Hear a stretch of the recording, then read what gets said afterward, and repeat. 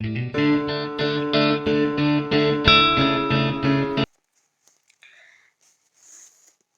हाय नमस्कार। सबको स्वागत है मेरे चैनल पे। Welcome back to my channel BA detailing. I hope आप सब बहुत अच्छे होंगे। तो हमें ये पता है कि 10 तारीख सितंबर 10 के अंदर सीटेट का आने वाला है। बहुत सोर्सेस से पता चला, अगर लेट भी होता है तो 10 से 15 होगा, बट उससे लेट नहीं होगा, बहुत जल्द के अंदर ये आ जाएगा। तो आप उसके लिए टेंशन ना लें। अभी चीज़ है कि इसके जो प्रश्न आते हैं या जितने भी प्रश्न उत्तर आते हैं वो कहाँ से आते हैं। अगर हम क्वेश्चंस देखते हैं तो क्या होता है, आपके माइंड में बहुत सारे क्वेश्चंस होंगे जो न्यू है कि सीटेट होता क्या है, कैसे होता है। आपको मैं सीटेट के बारे में बता चुकी हूँ कि सीटेट का फुल फॉर्म होता है C for central teachers eligibility test. Central teacher eligibility test होता है सीटेट। अभी देखो सीटेट में 5 विषयों से प्रश्न आते हैं जो कि निम्नलिखित हैं। हमने पहले भी ये पढ़ा है, क्या सब्जेक्ट कितना है, मार्क्स कितना है। बाल विकास एवं शिक्षा शास्त्र, शिक्षा शास्त्र मीन्स होता है पेडागोजी। तो बाल विकास एवं पेडागोजी से 30 मार्क का आते हैं। गणित आएंगे। ये सिर्फ मैं आज पेपर 1 का ही फिर से मैं बोल रही हूँ जिससे आपके डाउट्स क्लियर हो। एंड मैं ईवीएस को ही हाईलाइट करूंगी बिकॉज सबसे चीज़ क्या है पता है, आप पेडागोजी अभी पढ़ के एग्जाम देने गए थे, ठीक है, और सीडीपी आपने बहुत कुछ पढ़ा हुआ है, उसका ओनली क्वेश्चन हमें डिस्कशन करने हैं। गणित, गणित आप कर रहे हो तो ऑलमोस्ट आपको 6, 7, 8 तक के जो भी मैथ्स है उसको प्रैक्टिस करना चाहिए, क्योंकि 30 मार्क का गणित है। उसमें से ऑलमोस्ट बोल सकते हैं 15 मार्क्स क्वेश्चन आंसर वाले होंगे, जैसे कि मैथ्स के चलन आप लोग करते थे, सलग चलन। और आप अगर डिस्टेंस का मैथ करते थे कि यहाँ से यहाँ जा रहा है एक ट्रेन, तो उसकी स्पीड क्या होगी, वेग, जो हम वेग बोलते हैं, गतिशील या गति बोलते हैं, वो सबको कैसे निर्धारित करते हैं, वो सारे पॉइंट्स हैं। सो तो मैथ्स में भी 15 मार्क के तो ये क्वेश्चंस आएंगे जहाँ पे सब्सट्रैक्शन, डिवीजन, लसागु गसागु, दैट इज आपका जो आप करते हो बहुत सारे थ्योरीज हैं। और आप बोल सकते हो जैसे ब्रैकेट का काम जल्दी होगा या एडिशन का काम आगे होगा तो बॉडमस रूल के अकॉर्डिंग वो सब होगा। फिर छोटे छोटे मैथ्स और भी हैं, तो वो सब आते हैं, तो वो इजी रहता है। जैसे कि हो गया, एक बड़ा सा नंबर दे दिया है एंड उस नंबर को बोला जाएगा क्या ये नंबर 11 से विभाजित होगा, क्या ये डिवाइड हो सकता है, तो उसके आंसर आपको ढूंढने हैं, होता है कि नहीं होता है। तो इसके बाद पता है मैथ्स को पढ़ने के लिए भी पेडागोजी इंपॉर्टेंट है पढ़ाने के लिए। तो पेडागोजी के लिए भी 15 मार्क के क्वेश्चंस आएंगे कि मैथ का क्लासरूम कैसा होगा, मैथ्स में कौन से मैथड्स अप्लाई किए जाएंगे, या मैथ के बच्चों को हम कौन से वे से पढ़ाएं तो उनका डेवलपमेंट होगा। मोटिवेशन चाहिए या प्रैक्टिकल चाहिए, इंडक्टिव लर्निंग है या डिडक्टिव लर्निंग है मैथ्स का सब्जेक्ट। फिर आता है और एक क्वेश्चन जैसा अभी का है टाइलिंग, चौपड़, ये सारा मैथ्स के ही स्टाइल्स हैं जिसको यूज़ करके हम लोग करते हैं, पढ़ाई करते हैं मैथ्स के ही। तो बच्चों को पढ़ाने के लिए ये सब किया जाता है। फिर मैथ्स के जनक कौन है, मैथ्स कब से बहुत फेमस हुआ, या फादर ऑफ मैथ्स कौन है, ये सारे पेडागोजी के क्वेश्चंस हैं। मैं थोड़ा बहुत आज बोल रही हूँ क्योंकि आप उसी अकॉर्डिंग पढ़ेंगे। मैं हमेशा बोलती हूँ कि आप लोगों को खुद को तैयार करना चाहिए हर एक एग्जाम के लिए। ऐसा नहीं है, प्रीवियस ईयर के क्वेश्चंस मैं जरूर बताऊंगी, उसको सल्यूशन करके दिखाऊंगी कि क्या आता है। बट आप लोग जो माइंड में रखते हो कि हम डिफरेंट टाइप ऑफ कोचिंग में या इंस्टीट्यूशन में घुस जाएंगे, वहां पे पढ़ लेंगे तो इससे पढ़ाई हो जाएगा, नहीं। पता है सबसे ज्यादा development according to human psychology बताया गया है अगर बच्चा लर्निंग बाय डूइंग करता है तभी होता है। आपने खुद भी पढ़ा है, राइट। तो अगर आप लोग ही लर्निंग बाय डूइंग नहीं करोगे देन कैसे बढ़ोगे, आपका जो स्पीयर है वो कैसे बढ़ेगा, आपका जो लेवल है हाई कैसे होगा। तो ईच एंड एवरी पॉइंट पे आपको रिसर्च करना चाहिए कि ये क्वेश्चन का आंसर ये क्यों हुआ, इसका जनक कौन है, ये ग्रीक वर्ड से आया है या लैटिन वर्ड से आया है, लैटिन में इसको क्या बोलते थे, इसका पेडागोजी का इंपॉर्टेंस क्या है, ये क्यों चाहिए। ऐसे करके आपको नोट्स बनाने चाहिए। आपको लगता होगा कि सीटेट तो एक बार क्लियर कर लेंगे तो नोट्स खुद क्यों बनाए। नोट्स बनाने से एक चीज को हम लॉन्गर पीरियड तक याद रखते हैं एंड उसी से क्या होगा, फर्दर आपको अभी से लेके 2-3 सालों तक एग्जाम्स देने ही हैं। कोई बच्चा अभी तक आप लोग फर्स्ट ईयर में होंगे, कुछ बच्चे अभी सेकंड ईयर में भी होंगे, कुछ बच्चे अभी क्लियर करके जस्ट आए होंगे। तो सोचो अभी तक आपके पास सबको तो जॉब नहीं मिल जा रहा है, थोड़ा बहुत टाइम लगता है सबको, तो वैसे 2 से 3 साल का हाथ में पकड़ो। तो उसके लिए तो नोट्स अवेलेबल होना चाहिए ना हमेशा, तो खुद का छोटे-छोटे पॉइंट्स में जैसे खुद समझ सको ऐसे नोट्स बनाया करो। इससे क्या होगा, आपका प्रिपरेशन भी बहुत अच्छे से होगा। आपके पास टाइम है, जैसे अभी स्टार्ट हो गया सितंबर, अक्टूबर, नवंबर 3 महीना का टाइम है, दिसंबर में आप लोगों का एग्ज़ाम्स सीटेट का।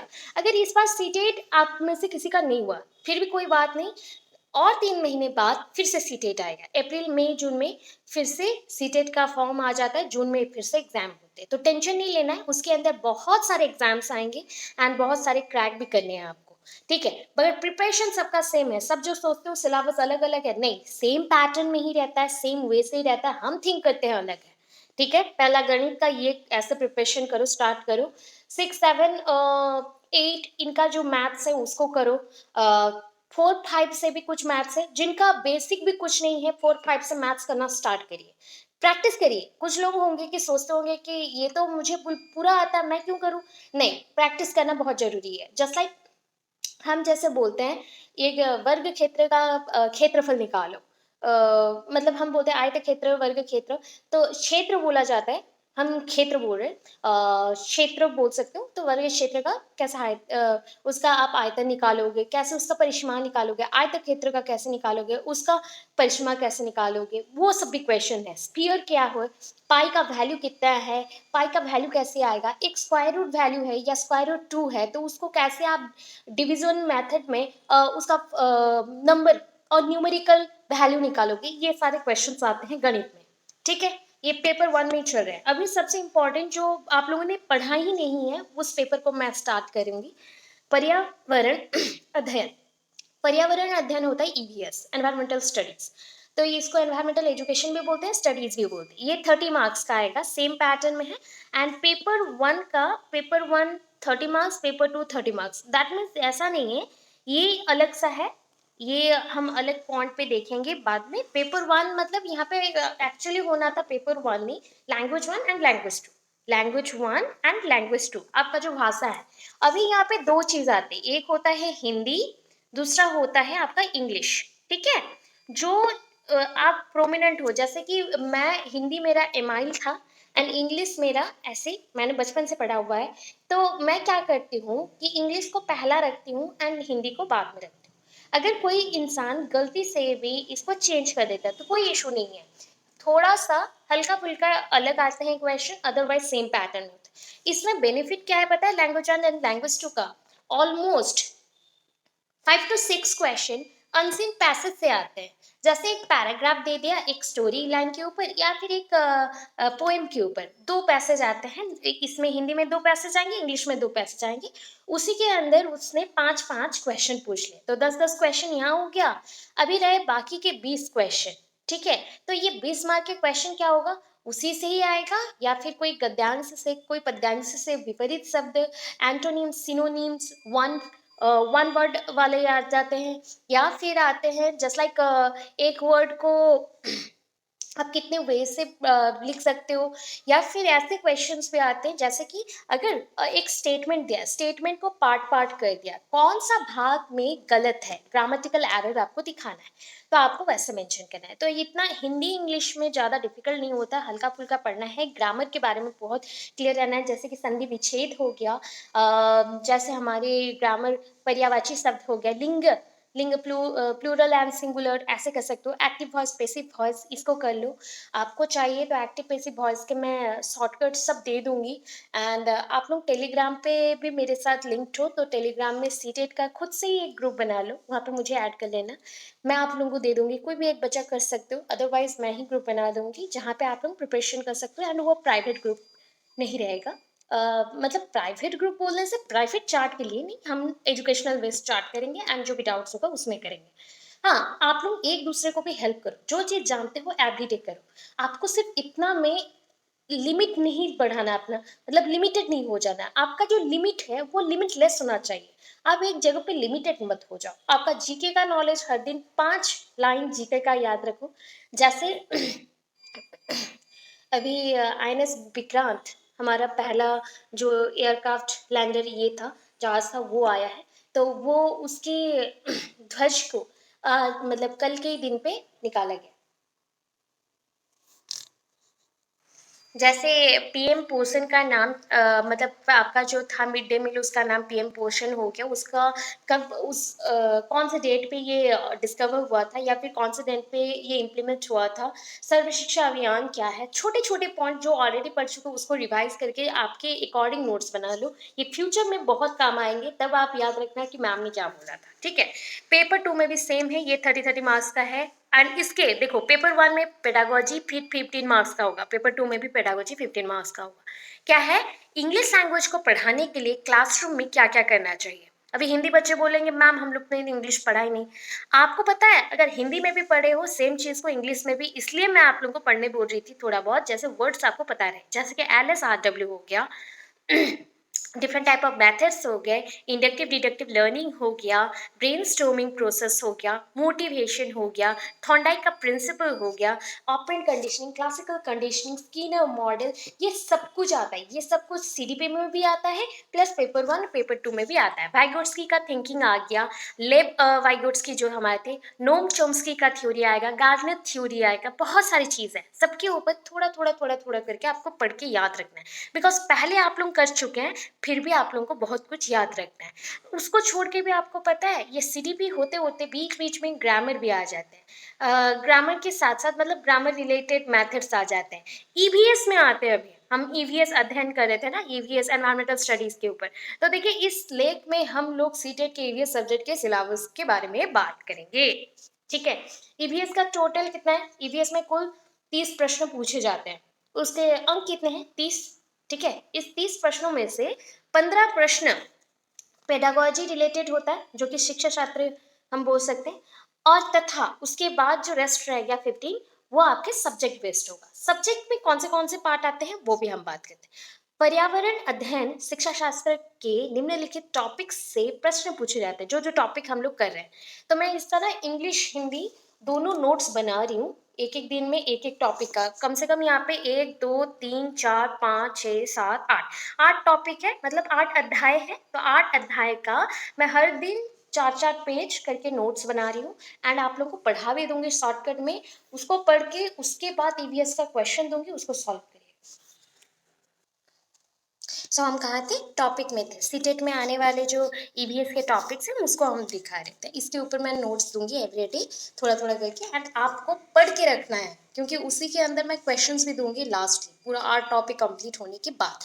हमारे पास टाइम है, आप लोगों को मैं बार-बार बोलूँगी मैंने जैसे पास किया था कि इतना ज़्यादा मुझे यूट्यूब भी देखना नहीं पड़ा, मुझे इतना ज़्यादा मतलब हैरेस भी नहीं होना पड़ा, टेंशन भी नहीं लगा। अगर आप सारे टॉपिक्स को अच्छे से क्लियर करके रखते हो एंड जो मैं बोलूँ वो पढ़ लेते हो दैन मैं आपको हमेशा ट्राई करती हूँ बेस्ट देने के लिए। उसके बाद जो आपको ठीक लगे आप उसके अकॉर्डिंग भी पढ़ सकते हो। अगर बुक्स पूछोगे, नोट्स तो मैं दे रही हूँ, फिर भी अगर बुक्स पूछते हो देन अरिहंत का बुक ले सकते हो। अरिहंत का मुझे अच्छा लगा बिकॉज़ मुझे जैसे पॉइंट्स चाहिए थे, छोटे-छोटे पॉइंट्स में मेंशन थे, इसलिए अरिहंत का बुक बहुत अच्छा लगा। उसके बाद बहुत सारे सीटेट के एग्ज़ाम्स के क्वेश्चन बैंक्स भी आते हैं 2011 टू 2021 बहुत सारे ऐसे आते हैं, आप उसको भी ले सकते हो। या फिर आप बोलोगे अगर सीटीपी के लिए आप बोलोगे कि 2 पर्सन हैं जो कि सीटीपी के लिए बहुत ही जाने-माने हैं, जैसे कि पहले हैं हमारे हिमांशी मैम एंड दूसरे हैं हमारे सचिन सर, ठीक है? तो ये दोनों ही बहुत बेहतर हैं। बट सबसे बेहतरीन चीज़ होगा जब आप खुद से प्रिपेयर करेंगे, ठीक है? जब आपको समझ ना आए, आप पढ़ रहे हो ठीक है, बट आपको कुछ आता नहीं है एंड आप थिंक करते हो कि आप सब कुछ जानते हो। आपको पता है कि आप लोग जब एग्ज़ाम देने गए थे तब आपने मैक्सिमम चीज़ों को नहीं पढ़ा था।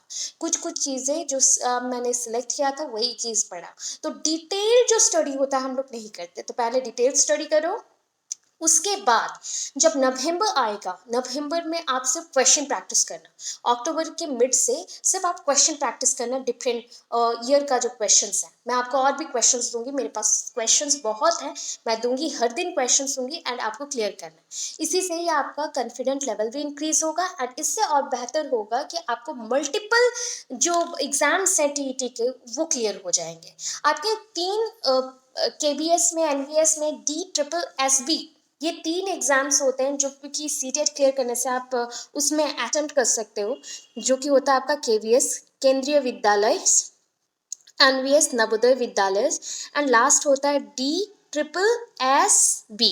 ठीक है, ये तीनों ही बहुत बड़े बड़े एग्जाम्स हैं एंड इसको क्लियर करने से आपको पता है ऑलमोस्ट आपका सैलरी 40,000 प्लस होगा, 40,000 प्लस होगा। एक बार मन लगा के क्लियर कर दो। मैं भी इसके लिए प्रिपेयर कर रही हूँ, मैं भी एनवीएस के केवीएस के लिए प्रिपेयर कर रही हूँ। एक बार जिनको भी हाई पेड सैलरीज वाले जॉब चाहिए तो प्रिपेयर कर लो, लाइफ सेटल्ड हो जाएगा। ठीक है, मेहनत नहीं करेंगे कुछ नहीं मिलेगा, ओनली क्वेश्चन सॉल्व करके कुछ नहीं होता है। ठीक है, पहले टॉपिक क्लियर करो, माइंड में ये रखना चाहिए। तो पहला हमारा टॉपिक है पर्यावरण एवं मित्र। पर्यावरण एवं मित्र मतलब एनवायरमेंट एंड फ्रेंड्स। तो यहाँ पे एनवायरमेंट नहीं है, इसका टॉपिक में और भी थोड़ा जुड़ा हुआ था, फैमिली एंड फ्रेंड्स। परिवार वो पर्यावरण हो गया, परिवार है वो, परिवार एवं मित्र। तो नेक्स्ट है जंतु एवं पौधे। जंतु एवं पौधे मीन्स हो गया आपका फ्लोरा एंड फना बोल सकते हो, मतलब एनिमल्स एंड प्लांट्स। भोजन एवं पोषण मतलब कौन सा भोजन करना चाहिए, food, food and nutrition. Food and nutrition, सोचो फूड एंड न्यूट्रिशन है मतलब यहाँ पे ऐसे से RMA से PM पोषण बहुत कुछ आ जाएगा, मिड डे मील स्कीम जितने भी है सब कुछ आ जाएगा, गर्ल्स एजुकेशन बहुत कुछ आएगा। भोजन तो ये डाइट चार्ट कैसे फॉलो करना है, क्या खाना है नहीं खाना है, कौन सा कार्बोहाइड्रेट है मतलब श्वेतसार, श्वेतसार जातीय खाद्य है, पुष्टिसार किसमें ज़्यादा है, जीवसार क्या है, विटामिन क्या होते हैं, विटामिन के क्या करता है, विटामिन ए क्या करता है, उसके कमी से क्या होता है आपके बॉडी में, बहुत सारे हैं।